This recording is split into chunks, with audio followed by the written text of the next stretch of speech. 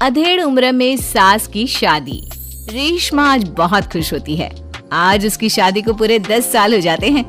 घर में खुशी का माहौल होता है और इसी खुशी में रेशमा घर में तरह तरह के पकवान भी बना रही होती है। इसी बीच रेशमा की पड़ोसन उनके घर आती है और उससे कहती है, क्यों रेशमा, आज घर में बड़े पकवान बन रहे हैं, कुछ खास है क्या आज? आज ही के दिन मेरी शादी हुई थी और आज मेरी शादी को पूरे 10 साल हो चुके हैं। अच्छा, शादी से याद आया रेशमा, क्या तुझे पता है हमारे पास वाले ही एक गांव में 70 साल की एक बुढ़िया औरत अपनी दूसरी शादी रचा रही है।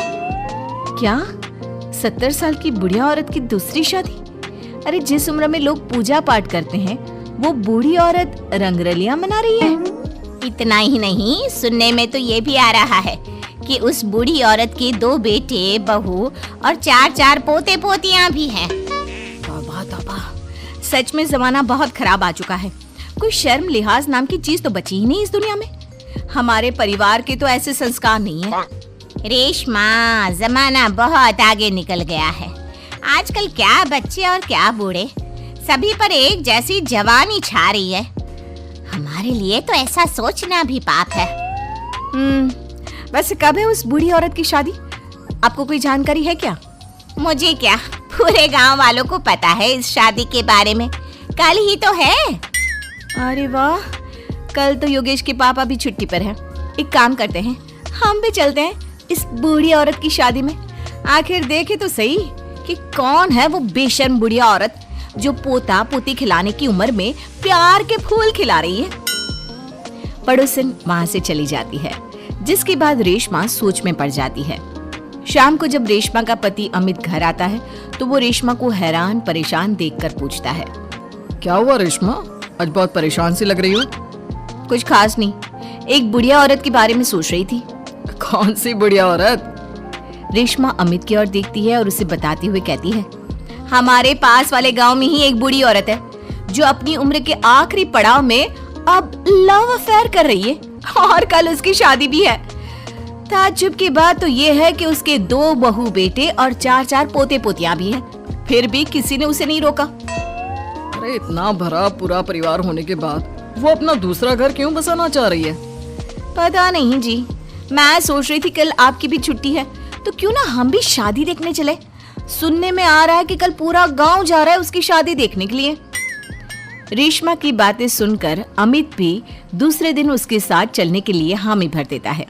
अगले दिन सुबह रेशमा और अमित बच्चों के साथ शादी देखने निकल जाते हैं। गांव से कुछ किलोमीटर की दूरी तय कर रेशमा अपने परिवार के साथ विवाह स्थल पर पहुंच जाती है। यहाँ की साज सजावट कितनी अच्छी लग रही है ना। ऐसा लग रहा है मानो किसी नई नवेली दुल्हन की शादी हो। देखकर तो ऐसा ही लग रहा है, लेकिन वो बूढ़ी औरत है कहाँ पर जिसके इतने किस्से सुनने को मिल रहे हैं? अमित के इतना बोलने की देर होती है और एक अधेड़ उम्र की बुढ़िया औरत दुल्हन के लिबास में सज संवर कर मंडप पर पहुंच जाती है, जिसे देख रेशमा और अमित के पैरों तले मानो जमीन ही खिसक जाती है। मम्मी जी, यहाँ दुल्हन के लिबास में ये सब क्या हो रहा है? अमित, मम्मी, दादी की शादी, वाह मजा आएगा। मम्मी शादी कर रही हैं और हमें बताना भी जरूरी नहीं समझा? क्या अब हम उनके लिए इतने गैर हो गए हैं? कुछ भी हो, मैं मम्मी जी की ये शादी तो बिल्कुल नहीं होने दूंगी। रेशमा अपनी सास सुशीला की तरफ जाती है। सुशीला अपनी बहू को देखकर सकते में पड़ जाती है। रेशमा, तू यहाँ क्या कर रही है? मेरी छोड़िए मम्मी जी, और आप अपना बताइए, आप यहाँ दुल्हन के लिबास में क्या कर रही हैं? आप इस उम्र में शादी कर रही हैं? जानती है समाज कितनी थू थू करेगा हम पर। समाज के डर से जीना नहीं छोड़ देते बहू। मैं अपनी इस नई जिंदगी से बहुत खुश हूँ और खुशी खुशी अपनी मर्जी से ये शादी करना चाहती हूँ। अगर इस समाज में जीना है तो सब देख कर चलना पड़ता है मम्मी जी।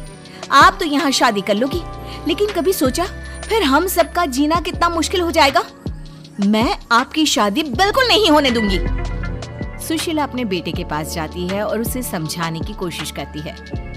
बेटा, अब तू ही कुछ समझाना बहू को। इस शादी को लेकर मेरे भी वही अरमान है जो हर लड़की के उसकी शादी पर होते हैं बेटा। मैं क्या समझाऊं माँ उसे? आप इस उम्र में शादी करने जा रही थी और आपने हमें बताना भी जरूरी नहीं समझा, क्योंकि मैं जानती थी कि तुम लोग कभी मेरी शादी से खुश नहीं होंगे, इसलिए मैंने तुम लोगों को कुछ नहीं बताया। मम्मी जी, ये सब सोचने से पहले कभी आपको हमारी इज्जत का ख्याल नहीं आया? आज आपकी इस हरकत के कारण ही हम समाज में कहीं मुंह दिखाने के लायक नहीं रहे। बहू, कब तक तुम यूं ही समाज के बारे में सोचती रहोगी? ये लोग आज 100 तरह की बातें बनाएंगे और कल को सब भूल जाएंगे। क्या इनके डर से मैं जीना छोड़ दूं? कल तो सभी को मर जाना है, उसमें भी अगर हम ऐसे ही डर डर कर जीते रहे तो कभी खुश नहीं रह पाएंगे। मम्मी जी, बातें बनाना कोई आर्ट से सीखे। जिस उम्र में आपको पूजा पाठ करनी चाहिए, अपने पोते को गोद में खिलाना चाहिए, उस उम्र में आप फिर से अपना घर बसाने के सपने देख रही हो। यकीन नहीं होता मम्मी, आप इतनी स्वार्थी कैसे हो सकती हो? स्वार्थी? बहू, मैंने अपना पूरा जीवन बाकी सबकी खुशियों के लिए बिता दिया। अमित के पिताजी की मौत के बाद जब मेरे पास दूसरा घर बसाने का मौका था, तब भी मैंने अपने बारे में नहीं सोचा, अपने बच्चों के बारे में सोचा। और आज तुम मुझे स्वार्थी बोल रही हो? क्या एक बूढ़ी औरत के पास दिल नहीं होता? हमें प्यार करने का अधिकार नहीं होता? सुशीला की बातों ने सभी को सोच विचार करने पर मजबूर कर दिया। किंतु रेशमा, हर किसी को अपना जीवन जीने का अधिकार होता है मम्मी जी, लेकिन आपके साथ 3 और जिंदगियां भी जुड़ी हुई हैं। हम आपके कारण बदनामी का घूंट नहीं पी सकते मम्मी जी। आज तुम दोनों को अचानक मेरी और इस समाज की इतनी परवाह क्यों हो रही है? यह बदनामी और समाज के तानों का डर तब तुम लोगों के जहन में क्यों नहीं आया, जब 2 बेटों और बहुओं के होते हुए भी मुझे अकेले उस एक कमरे में रखकर घूट घूट कर जीवन यापन करना पड़ रहा था? तब तुम लोगों को याद नहीं आया मुझसे कितनी जिंदगियां जुड़ी हुई हैं? सुशीला की बातें सुनकर रेशमा और अमित अपना सिर झुका लेते हैं। उन्हें अपने से हुई गलती का एहसास हो जाता है, लेकिन अब भी कहीं ना कहीं उनके दिमाग में लोग क्या कहेंगे ही चल रहा था, जिसके डर से वे खामोश होकर खड़े रहते हैं। तभी सुशीला जी आगे कहती हैं, ठीक है, अगर तुम लोग नहीं चाहते कि मैं फिर से विवाह करूं और अपने नए जीवन की शुरुआत करूं, तो मैं ये शादी नहीं करूंगी और साथ ही ये घर छोड़कर भी चली जाऊंगी। फिर ना तुम लोगों की कोई बदनामी होगी और ना ही कोई तुम्हें आकर ताने मारेगा। सुशीला की बातें सुनकर रेशमा और अमित दोनों सोच में पड़ जाते हैं। कुछ देर सोचने के बाद रेशमा कहती है, नहीं मम्मी जी, आप घर छोड़कर मत जाइए। आप सच कह रही हैं। अगर हम ऐसे ही समाज की परवाह करते रहे तो हम कभी खुशी खुशी नहीं जी पाएंगे।